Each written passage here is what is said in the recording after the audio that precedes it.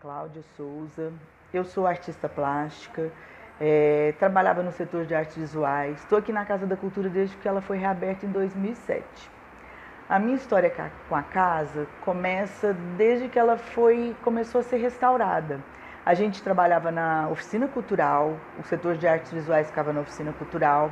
Então a gente vinha aqui ver como que estavam as restaurações. A gente tem muita foto do pessoal nos andaimes aqui nas paredes, fazendo essas pinturas que vocês devem ter já colocado em imagens, né? E desde que ela foi reaberta, eu estou aqui no setor de artes visuais. Desde o começo desse ano, 2019, eu assumi a administração da casa. É uma responsabilidade muito grande. Assumi a administração da casa logo depois que ela foi restaurada, portas, janelas, piso, e esse ano eu peguei a pintura da casa. Então, passei por todo esse processo e agora a casa está, digamos, novinha em folha e se preparando para o centenário que vai ser o ano que vem. Em 2019 a gente tem um centenário da casa. Que é a minha história com a casa? Esse ano, a gente, na reabertura da casa, eu achei muito interessante, a gente pediu para o seu Ronald, que é um dos poucos moradores vivos que tem aqui na cidade da casa, vir fazer um depoimento para a gente. Com isso, ele ficou uma manhã aqui conosco, contando histórias informalmente, sem estar gravando nem nada, de como que surgiu a ideia de comprar essa casa, que foi da mãe dele. A mãe dele que negociou, enquanto o pai estava viajando. E aí ela falou para ele, olha, pro vendedor da casa, eu não tenho dinheiro agora, mas assim que o meu marido chegar, eu vou trazer o dinheiro para o senhor, mas a casa é minha. E assim foi feito. E ele passou muitas histórias nessa casa. Então é uma casa cheia de significado e que hoje assim a gente tenta preservar através de cultura, de arte, das pessoas que vêm aqui. Por exemplo, a gente tem muitas pessoas que vêm aqui e contam histórias.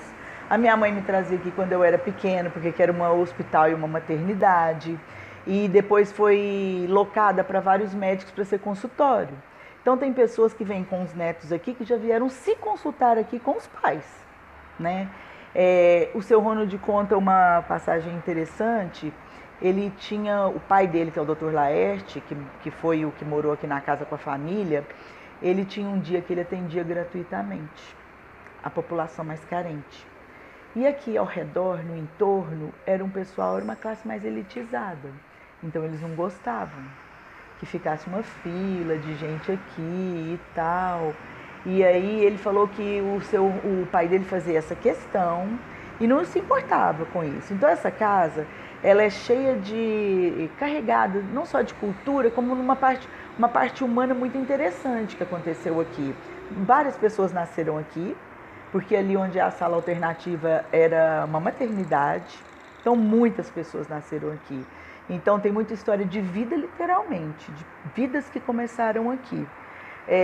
Ele conta, a mãe dele era muito festeira, carioca e muito festeira. Então no Salão Nobre ali aconteciam muitos eventos sociais, muitos. Tinha um piano e tinha uma mesa de sinuca, determinada época alternado. Teve piano e teve uma mesa de sinuca. Então ele falou que acontecia muita coisa em termos sociais mesmo. Ela gostava de fazer muita reunião, muitas festas. E o pai dele, que é o Dr. Laerte, o pai do seu Ronald, era um visionário.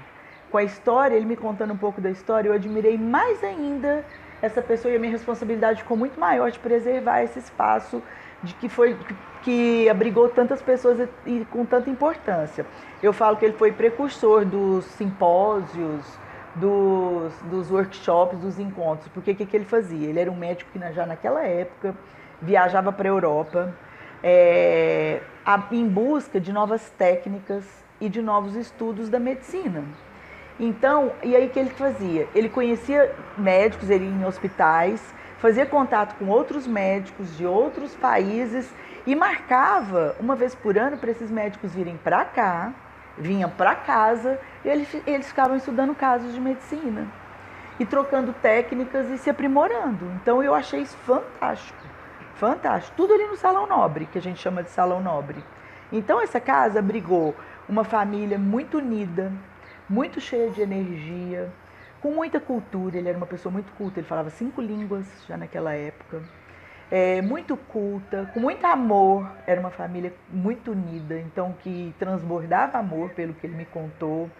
E hoje a gente traz as pessoas, e eu acho muito interessante essas pessoas que participaram dessa história, muitos amigos do Dr. Laerte ainda vivos, ou do seu Ronald ainda vivos, vêm aqui. A casa, quando você vê a fachada da casa, tinha um chafariz. E a gente está em busca dessa imagem, que tem esse chafariz. Nem no arquivo municipal a gente conseguiu isso. Ele está tentando ver nos arquivos da família se algum tio ou algum sobrinho que ficou com alguma herança de fotografias dos pais que já morreram, dos irmãos dele falecidos, se tem isso, sabe? Porque isso é interessante para nós, a gente não sabia disso. A gente não sabia desse chafariz. Como acho que tem uma porta aqui nessa parede, tem uma marca do que foi uma porta. Então a gente acha também que tinha uma passagem para outra sala.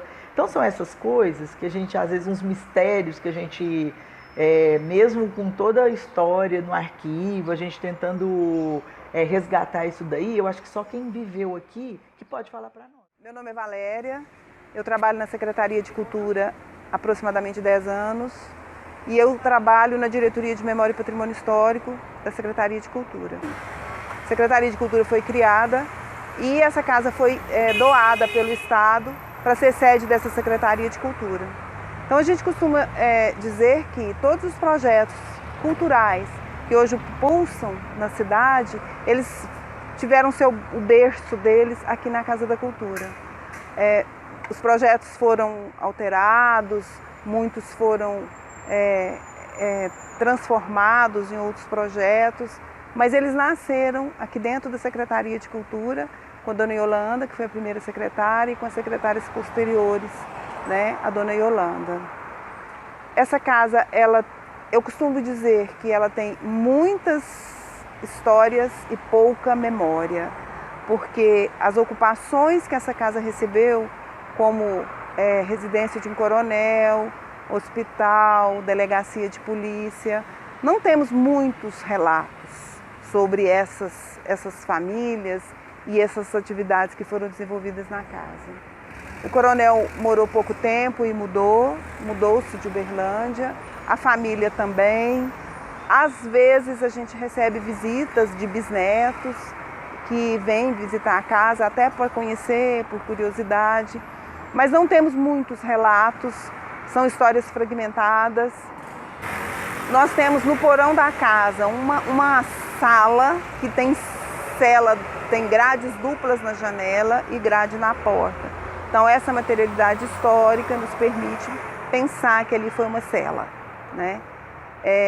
Foi uma delegacia de polícia civil e o que a gente sabe até então é que eram trazidos para cá pessoas que cometiam algum tipo de delito, de transgressão da ordem pública, então eram trazidos para cá.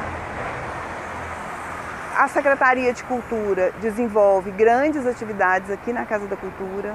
Ela é uma casa que ela está aberta ao público das 12 às 18, mas ela trabalha os 3 turnos, de manhã, à tarde e à noite, tendo em vista os agendamentos que são feitos, né? Então temos muitas atividades, muita visitação, temos inclusive solicitação para álbum de noivas, que às vezes, né, muitas vezes se casam e querem vir tirar fotos aqui na Casa da Cultura. Então é uma casa que faz parte do nosso dia a dia, do cotidiano da cidade, e é uma casa extremamente importante pela construção dela, pela posição que ela ocupa no espaço urbano e pelas atividades culturais que ela desenvolve com a comunidade. Quando ele viu o projetor, ele falou assim, eu fui pagar para ele, ele falou assim, nossa, aquele projetor ele é tão interessante, né? Eu falei, ele falou assim, eu já trabalhei com ele. Eu falei, oi? Ele veio entregar a torta pra gente. Eu falei, oi? Porque todo mundo quer saber como é que funciona o projetor, a gente só sabe que é a carta, tá. Eu falei, como assim? Ele falou assim, eu que operava esse projetor no cinema em Uberlândia, eu trabalhei em todos os cinemas daqui, eu que operei esse projetor. Eu falei, não. como é que o senhor chama? Eu peguei o contato dele. Aí ele veio aqui uma manhã e a gente filmou, ele mostrou como é que funcionava o projetor, como é que ele trabalhava.